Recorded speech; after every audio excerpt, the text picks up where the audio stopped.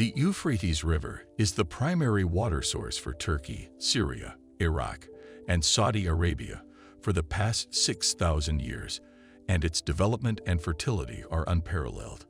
But now, things are changing, and new questions are emerging. Why is the river so significant? What lies beneath it?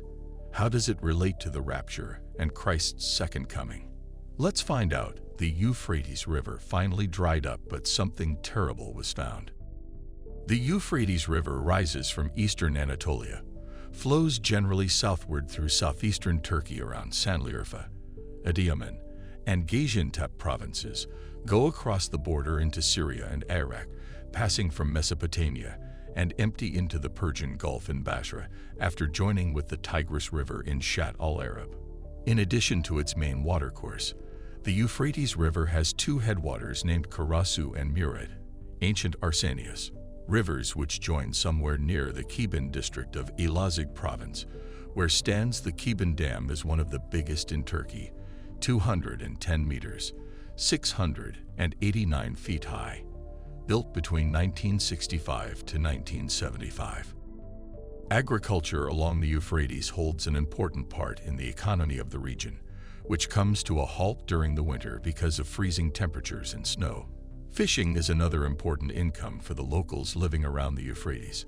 As for the fish and other animals in the river and marshes, we can count the carp, barbels, catfish, spiny eel, frogs, toads, and turtles.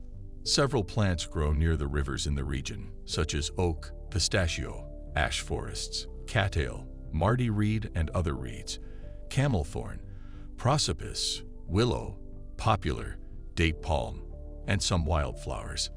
Many ancient cities flourished on the banks of the Euphrates River during the Hittite and Urartu periods. Zugma city was one of them. The Euphrates River has been drying up for years, but why? Some of the many reasons why are the multiple dams, droughts, water policies, and misuse. Many families in Iraq that rely on the river are desperate for water. The number one reason that the Euphrates River is drying up is low rainfall. In Iraq, they are battling the worst drought they've ever seen. Along with droughts, Iraq and the surrounding area also suffer from climate change and rising temperatures. This has been a problem for decades.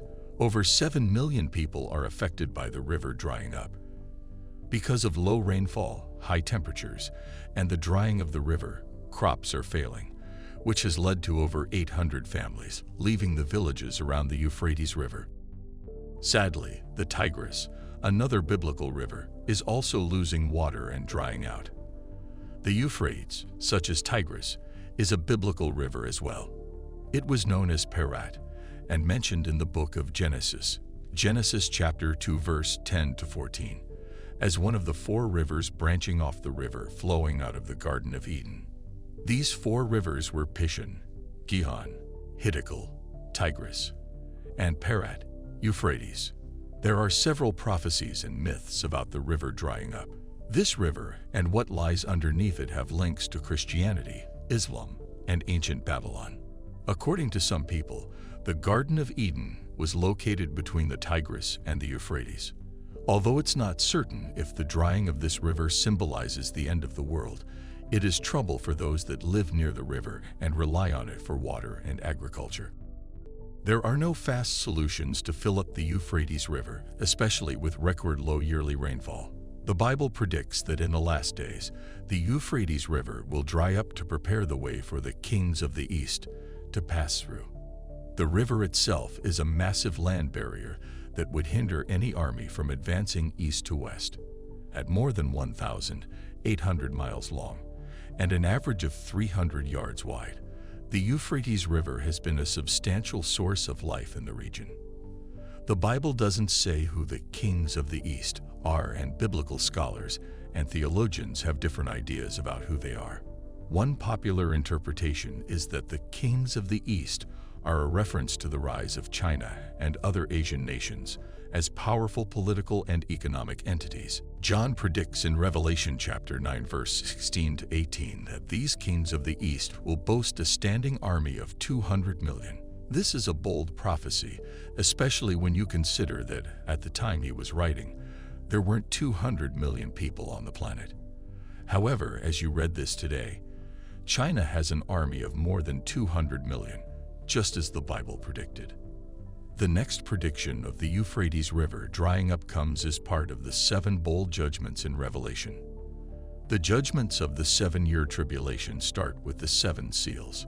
Revelation chapter 6 verse 1 to 17. Chapter 8 verse 1 to 5. Continue with the 7 trumpets. Revelation chapter 8 verse 6.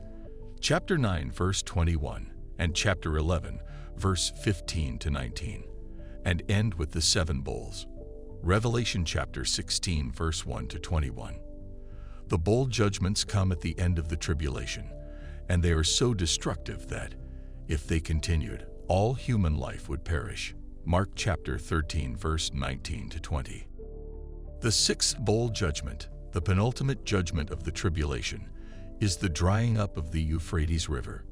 Revelation chapter 16 verse 12 says, "The 6th angel poured out his bowl on a great river Euphrates, and its water was dried up to prepare the way for the kings from the east." This prophecy not only identifies the judgment, but also gives the reason for it. So a great army from the east can cross the Euphrates unimpeded. Next, the kings of the earth gathered to the place that in Hebrew was called Armageddon. Revelation chapter 16 verse 16. At that point, Jesus returns, and the battle fought at Armageddon will result in all God's enemies being destroyed. Revelation chapter 16 verse 17 to 20, chapter 19 verse 11 to 21. A key event leading up to Armageddon is the drying up of the Euphrates. Are we witnessing the setup for the fulfillment of a major end times prophecy? It's also worth noting that whatever the kings of the East are, they are seen as a formidable force in the end times and are going to be part of the final battles that will take place before the return of Jesus. The drying up of the Euphrates River is a clear fulfillment of Bible prophecy and a sign that we must be ready for Jesus' return. As stated in Matthew chapter 24 verse 44, "Therefore you also be ready, for the Son of Man is coming at an hour you do not expect." It was also named as one of the borders of the land God granted to Abraham's descendants.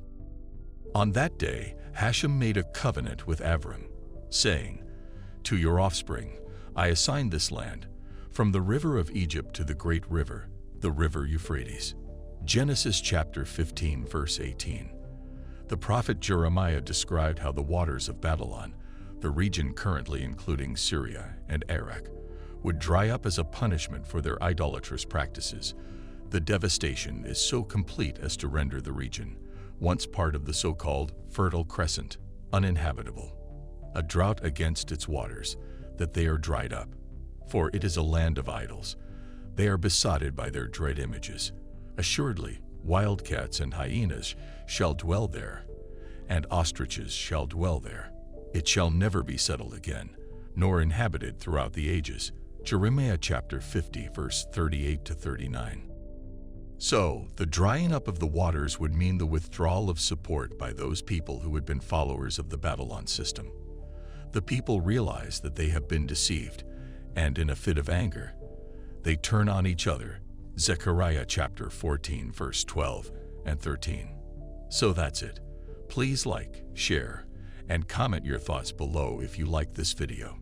Remember to subscribe to see our next video. Stay safe, and we will be back soon with another video.